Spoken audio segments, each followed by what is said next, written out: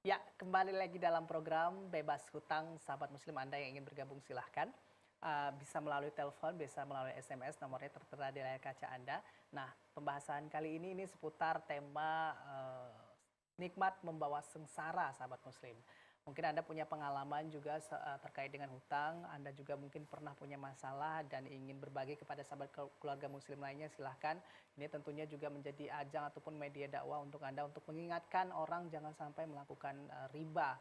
Karena kita tahu semua ya, riba dosa paling kecilnya itu sama seperti berzina dengan ibu kandung. Nah, sahabat muslim tadi terpotong ya Pak, Ya, ada SMS yang sudah masuk. Nah, untuk SMS yang masuk sahabat muslim ataupun Anda ketika nelpon, ini kami minta untuk penjelasan itu agak lebih detail sedikit supaya kita nanti gampang untuk memberikan solusi ataupun memberikan respon terhadap masalah Anda. Seperti SMS yang sudah masuk, ini ada dua pertanyaan ini Pak. Dari 0852 7046 sekian-sekian, sahabat muslim. Nah, Assalamualaikum Ustadz, bagaimana jika orang tua kita berhutang emas dengan orang karena sudah lama, sekitar 55 tahun, harga emas tersebut sangat naik hampir ataupun sekitar 20 kali lipat dari harga waktu dipinjam. Gitu, Pak. Saat sang anak mau membayarkan saat anak mau membayarkan emas tersebut ini merasa berat dan yang meminjamkan tidak mau meringankan. Nah, ini apakah termasuk riba? Itu satu pertanyaan dulu, Pak. baik. Yang pertama saya ingin sampaikan bahwasanya saya ini bukan ustadz. Oke. Namun mungkin sedikit banyak saya ada yang bisa saya ketahui ya mengenai hal ini. Kalau ada 6 jenis barang ribawi. Yang pertama emas, perak, eh, kurma, jewawut, gandum, satu lagi garam. Jadi ini kalau dia dalam jual beli ini nggak boleh hutang kita membelinya, cash and carry, yadan bin yadin istilahnya. Jadi ada uang, ambil barang. Nah, dalam kasus ini orang tua beliau berhutang ya, Berhutang hutangnya emas. hutang emas. Nah, kalau hutang emas harus dikembalikan dengan emas juga. Misalnya emas dia hutang kemarin 20 gram. Nah, sudah lama harga emas kan naik. Jadi kalau dibayar dengan uang itu kan sebenarnya nggak boleh jadi jual beli emas ini jadinya kan. Harusnya dikembalikan juga emasnya. Bentuknya emas. Emas juga. Jadi 20 gram ya kembali emas 20 Sama gram. persis, Pak. Maksudnya emasnya Ya, 24 beratnya. beratnya. Jadi beratnya jenis emasnya harus sama kan gitu. Jadi tidak ada yang dizolimi ya. Kenapa? Ya, maka dari itu sebenarnya harga emas itu kan terus naik, kadang turun, kita nggak tahu kan. Jadi memang harus emas dengan emas. Oke, jadi kalau misalnya masalahnya ini misalnya nih setelah anak ceritanya ini kan anaknya membayar. Nah, apakah anjurannya itu memang harus dibayarkan dengan uang atau memang sebaiknya ya memang kembali lagi harus emas, dan bagaimana cara komunikasinya kira-kira Ya, Pak ke yang memberikan hutang? ya seperti itu. Kalau misalnya dikonversikan dengan uang, tadi seperti yang saya sampaikan bahwasanya 6 barang ribawi tadi itu nggak boleh diperjualbelikan. Namun ini kan sudah terlanjur pinjam. Kalau dikonversikan ke uang,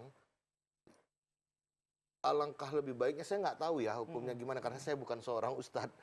Jadi alangkah lebih baiknya untuk selamatnya ya dibalikan dengan emas Emas juga. juga, Karena kalau oke. nanti takutnya kalau dikonversikan ke uang atau dengan harga yang lama dulu, artinya jadi jual beli nih kan, Oke, jual beli oke. yang berhutang. Oke, Jadi terzolimi juga sama yang punya emas. oke, oke. Dia nggak bisa lagi beli emas yang sesuai dengan berat dan jenis yang tahun lalu atau 2 tahun yang lalu begitu. Oke. Jadi Karena maksudnya uangnya kan kurang berarti begitu.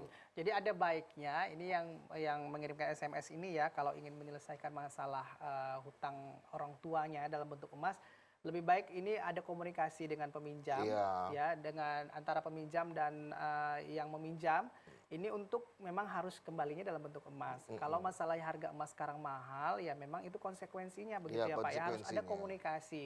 Yang pasti terlepas dari ini masalah riba atau tidak, solusinya memang seperti itu ya. Emas karena tidak utang emas harus dikembalikan dalam bentuknya emas. Nah, bagaimana cara menghadapi misalnya ini keberatan atau tidak. Nah, inilah yang harus memang dihadapi gitu ya Pak ya. Baik, ini kemudian pertanyaan kedua. Nah,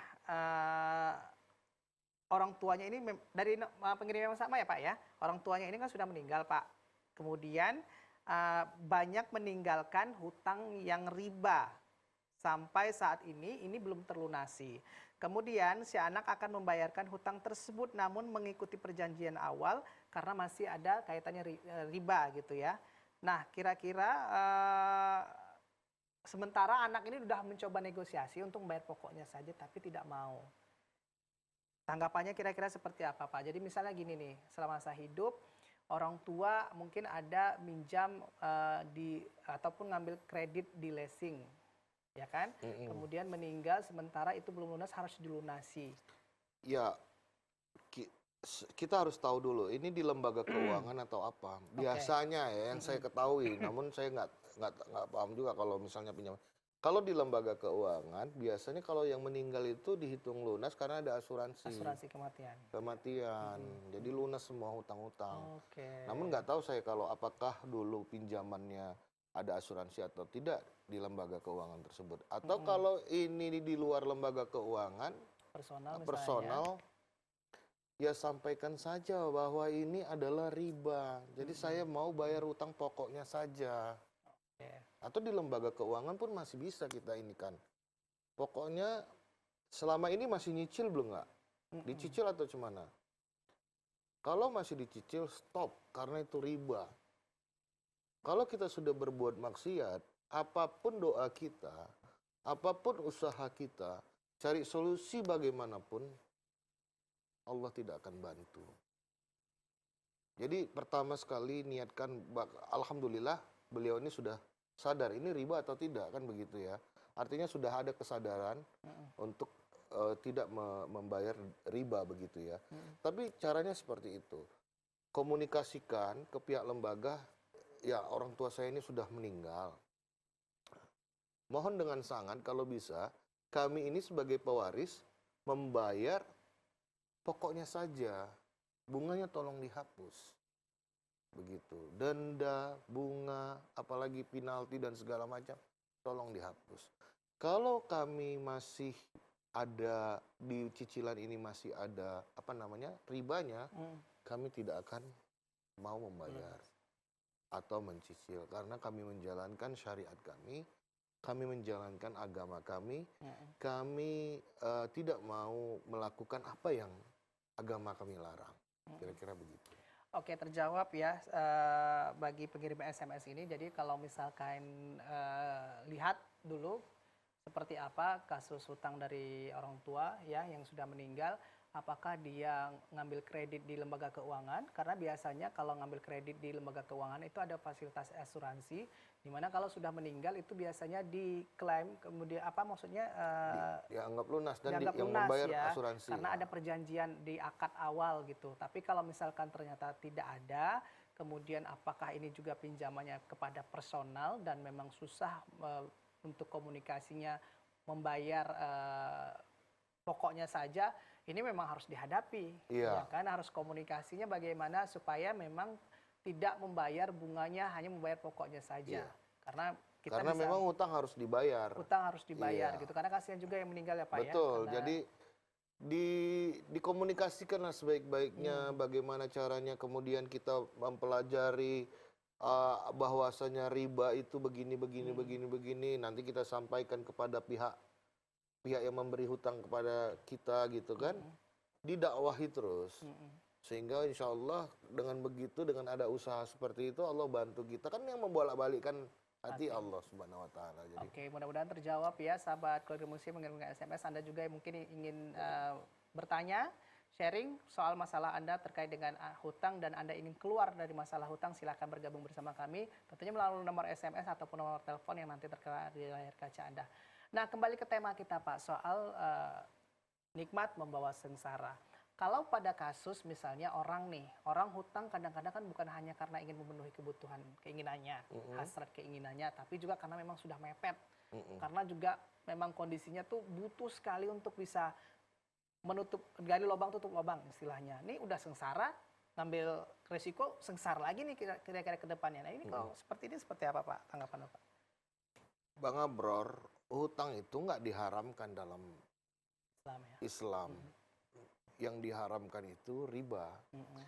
Jadi kalau misalnya kita apa namanya mempunyai kebutuhan yang sangat butuh lah kita bilang, kemudian tidak punya dana, tidak punya uang untuk memenuhi kebutuhan itu, silakan berhutang. Mm. Namun ingat, hutang itu harus dibayar, itu yang pertama. Yang kedua, hutang itu jangan ada ribanya. Mm-mm. Ya, karena Rasulullah juga dulu berhutang Mm. dengan menggadaikan baju besinya kepada seorang Yahudi, kan begitu. Rasulullah pernah berhutang. Jadi hutang itu nggak haram. Oke. Silakan berhutang, tapi lihat bahwasanya hutang itu ada ribanya nggak. Mm-mm. Kalau ada ribanya, carilah yang lain lagi, tempat hutang yang lain. Kan masih banyak teman, saudara, dan segala macam begitu ya. Kemudian, dan jangan ada di pikiran tidak membayar hutang tersebut. Karena kalau udah ada pikiran kita berhutang dengan maksud tidak membayarnya, Mm-mm. itu dianggap pencuri di akhirat nanti oleh Allah Subhanahu wa taala. Mm-mm. Kemudian jenazah kita, Rasulullah itu tidak mau mensolatkan orang yang punya hutang. Mm-mm. Kemudian kita menjadi orang yang bangkrut di akhirat nanti. Karena di akhirat nanti rupiah, dolar itu udah nggak ada lagi, dinar, dirham nggak ada lagi. Maka kita membayar hutang kita dengan amal kebaikan kita.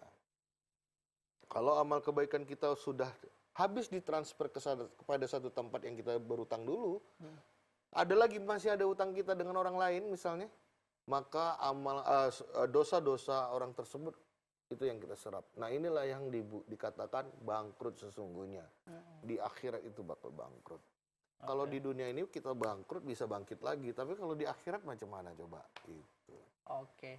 Nah, tapi kan kembali lagi, memang Islam akhirnya memang memberikan kelonggaran dalam keadaan terdesak. Misalnya tadi disebutkan ada jalan keluar, misalkan memang pada posisi kita sangat butuh sekali pinjaman, ya memang bolehlah kita hutang, tapi lihat dulu kondisinya hutang tersebut ada riba atau tidak, gitu ya.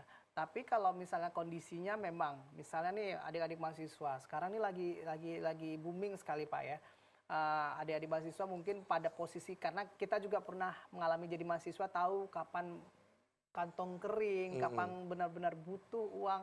Nah, aplikasi online itu gampang sekali. Kemudian fasilitas-fasilitas hutang, bahkan menggadaikan barang sekarang sedang booming. Kalau pada posisi terjepit seperti itu Pak, memang kita hanya ada jalan untuk ngambil hutang yang memang ada ribanya. Itu kira-kira gimana jalan keluar? Jangan dijawab dulu Pak.